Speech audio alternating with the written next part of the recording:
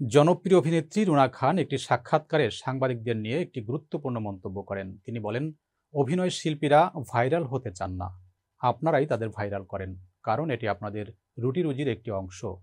আপনাদের ভিউজ দরকার, টিআরপি দরকার। রুনা খান আরও বলেন, শিল্পীরা তাদের কাজ ও প্রতিভার মাধ্যমে দর্শকদের মুগ্ধ করতে চান, ভাইরাল হওয়ার প্রতিযোগিতা তাদের লক্ষ্য নয়।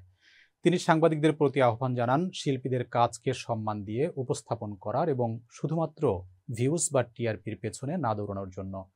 এই মন্তব্য শিল্পী ও মিডিয়া জগতের একটি বাস্তব দিক উন্মোচন করেছে। এটি শুধুমাত্র রুনা খানের নয়, অনেক শিল্পীরই অভিমত, যারা শুধুমাত্র কাজের মাধ্যমে পরিচিতি লাভ করতে চান।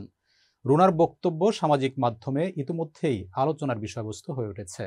ভাইরাল হওয়া আপনাদের প্রয়োজন, চ্যানেলের প্রয়োজন, পত্রিকার প্রয়োজন, অভিনেতার প্রয়োজন নয়। সম্প্রতি ঢাকা ফ্যাশন শোতে হাজির হয়ে সাংবাদিকদের এক প্রশ্নের জবাবে এভাবেই নিজের ক্ষোভ প্রকাশ করেছেন অভিনেত্রী রুনা খান। তবে তীব্র শীতের মধ্যেও রুনা খান খোলামেলা পোশাকে হাজির হয়েছে, আর এতে মন্তব্য করেছেন নানাজন নানানভাবে।